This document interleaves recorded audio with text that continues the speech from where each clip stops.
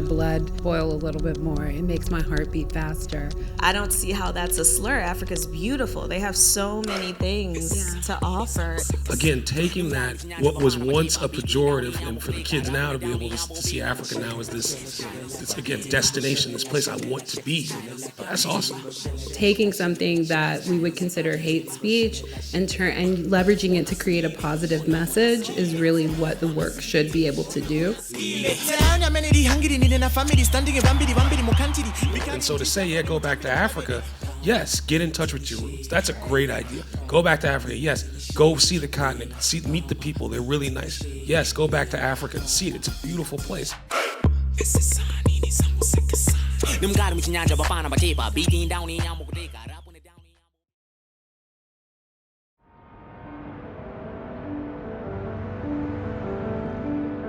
Racism is not an action, it's a belief system. People oftentimes fool themselves into thinking, well, I can't be racist because I don't use racist terms or I don't do racist things. It sickens me, to be honest with you, that this still is pervasive in so many parts of our country.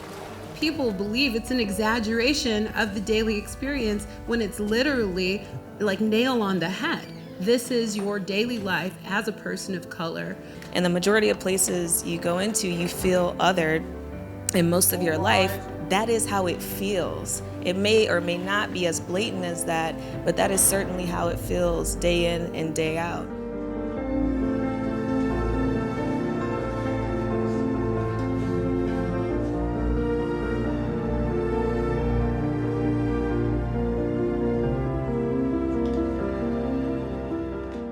Brands are the binding agents of society. They have to tell the right stories.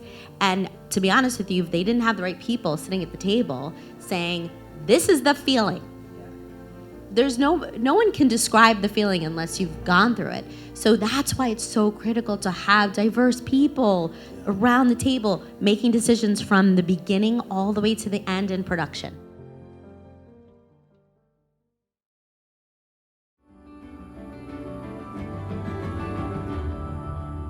Some of the struggles that I went through growing up were not having any characters on TV that were like me.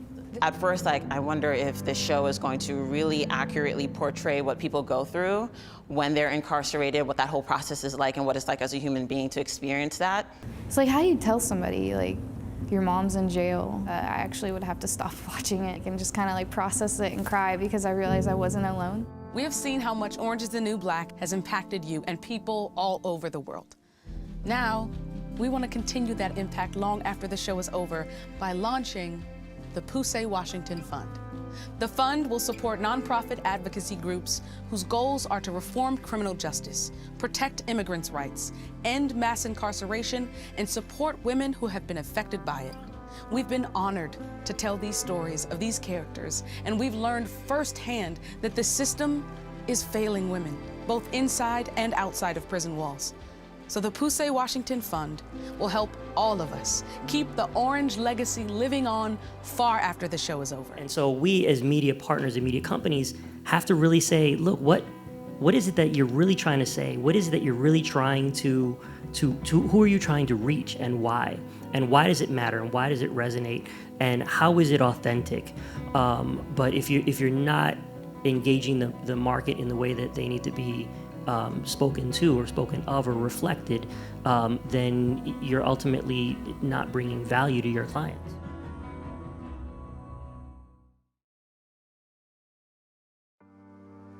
The world tells you to wait, that waiting is polite, and good things will just come.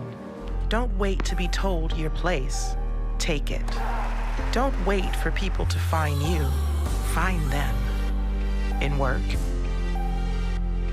in love, in life. And most of all, don't wait to be given power. We already have it. The greatest athlete, one of the greatest athletes of our generation is a woman. And she's still, to your point, she's still out there dominating. She's still out there killing it. She's still out there. And then to put her, someone who is known for having so much control over her serves, having so much control over her game, and then aligning her with a brand which is all about giving women control over who they see, who they date. And as a planner, I look at that and go, that's brilliant strategy, right? That's how you're supposed to do it. I think it was so smart for Bumble to kind of collaborate with her because she has that brand. And the whole thing around Bumble is supposed to be about the woman taking the lead and making the first move. She is the perfect ambassador for that, stepping up, taking the lead. If we want to play against men, we're nuts. And if we dream of equal opportunity, delusional. When we stand for something, we're unhinged. It's super, it's gonna need to calm down. When we're too good, there's something wrong with us. And if we get angry, we're hysterical, irrational, or just being crazy. I just love seeing women mentally and physically strong and showing those emotions and just laying it all out there, because there are so many messages that we get every day that tell us you can't do that, you shouldn't do that, that's hysterical, that's crazy. And I just love these women kind of just expressing themselves unabashedly. I just relate to that so much. I think that Nike is doing a great thing when Nike is really putting us in a mindset of inclusivity and breaking down lines. So what Nike is saying is, no. We need to bring it all in, because that's that spirit is what's gonna keep us going and make us all win. Crazy, crazy, crazy, crazy, and crazy. So if they want to call you crazy, fine. Show them what crazy can do.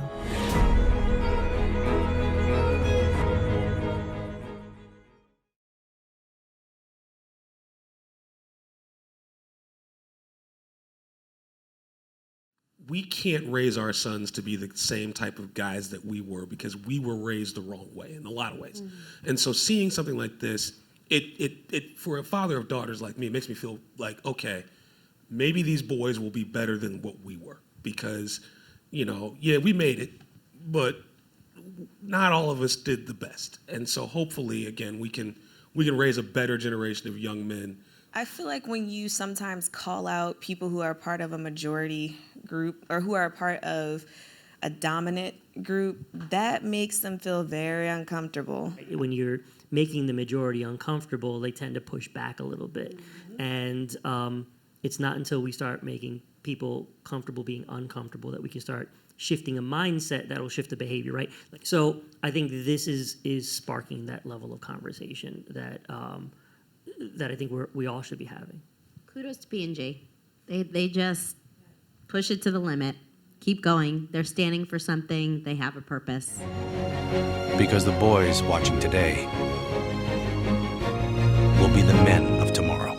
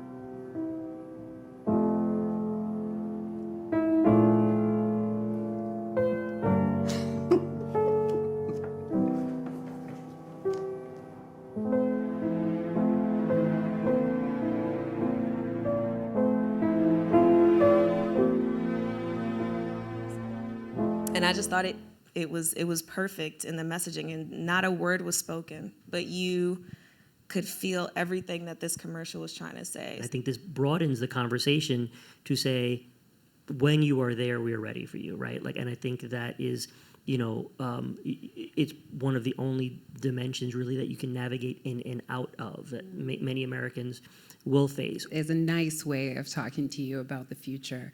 I think a lot of the time we see narratives that scare us a little bit about our future, and this was really such a heartwarming story of being able to give back to someone who's given to you in your lifetime. So rather than me being afraid, I'm almost hopeful that I can be present in that way.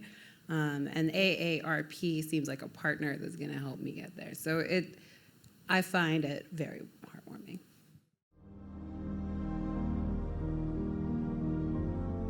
I am grateful to have been loved and to be loved now. Love liberates. It doesn't bind. Love says, I love you. We are using machine learning to actually understand how our messaging is resonating with all people and how we're including as many people. And you'll see this spot. And when you talk about colorism and you really see all of the colors represented. So we made serious commitments in every creative plan and every brief. We have to really think about all colors, all people. In my ear. I'd like to have your arms around me. Hey, Mom. I miss you guys. Baby, we're right here. But that's not possible now, so I love you. Go.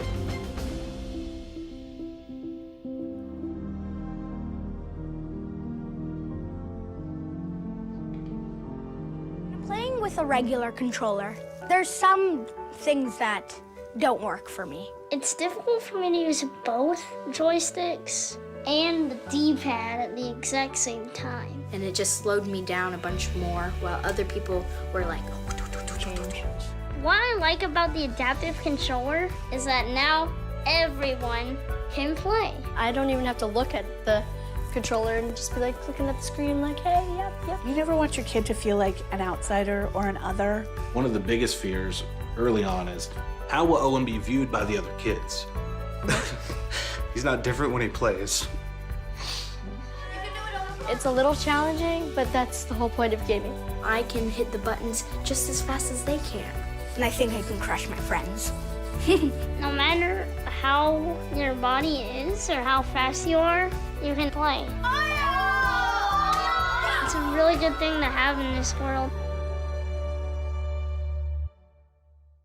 Right. These spots, they resonate because what Google's doing around adaptive technology, around what Microsoft and the adaptive controller, you're making things accessible for a broader group of people, ultimately making their lives better. And so when we showed them the technology and they talked through the genesis of how it came to be and how it's opening up this world of opportunity for people to play on equal footing, that resonated with a group of high school kids that were like, I want to do that. Like, you want to be purpose driven. Like you like, and I think that's the what you want to spark in people these days. Like, you want to spark this. You can make this world a little better, and not just continue to recycle the same thoughts.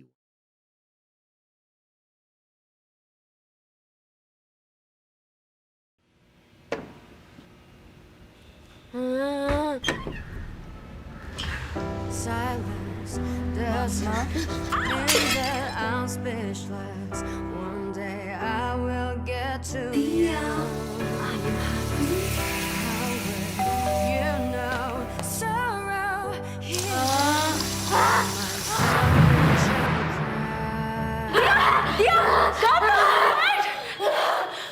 Hush, little baby, don't say a word. I'm okay with her at home. Please, I promise you. Just have a look. Good future. Her life.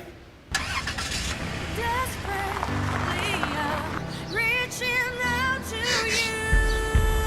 Maybe I'll try communicate, try and elaborate how deep you got it has been to calculate all the ways to give back all the love that you give to me.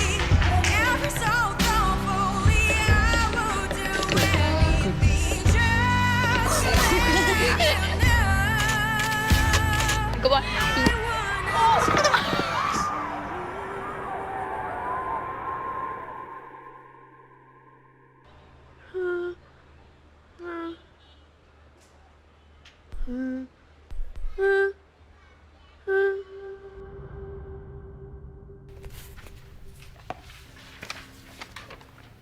Dear Miss Shelley, you said Dia wants to talk to me. Now the dream can come true. From your mom.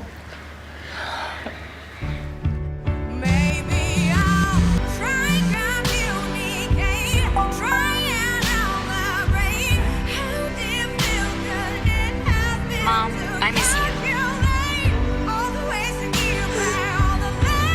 Dia, I love you.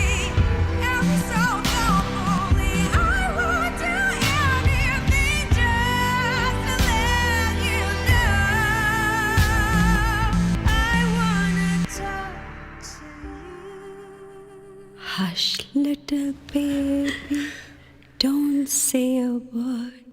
Mama's gonna show you the whole wide world. I wanna talk to you.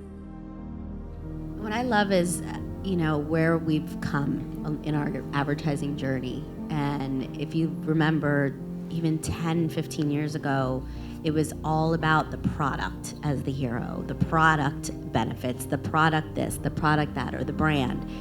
And now we are the protagonists, we're the heroes. They could have come out with, and here's how you use the phone, and here are the benefits of, and the product attributes, right? And that would have not landed anywhere near this, the way this did.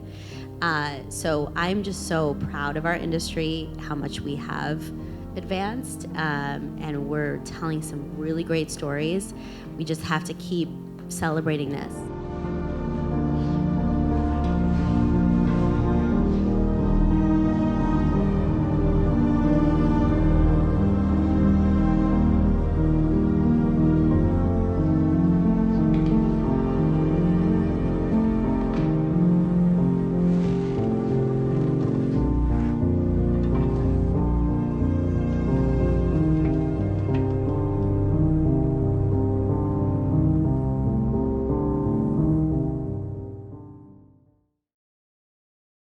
I did want to just take one more moment for us here as a group to kind of look at one particular Kobe Bryant commercial from 2012 and kind of have a point of view on that for all that he did for so many, as well as his contributions to the creative industry beside winning an Oscar, but also directing commercials and starring in commercials and having co-writing opportunities in a lot of different commercials for various brands. To just take one last look, although we've wrapped the Mosaic 10, I feel that this commercial from Kobe Bryant is a good representation for what he gave back to the industry, and wanted us to all just take a look at this. How much more do you want from me? More. How much more successful do you want me to be? More successful. How many records can my records break? More records. But I'm the best. But are you a different animal and the same beast? What the f does that mean, Kobe Bryant? You're welcome. What the f is he talking about?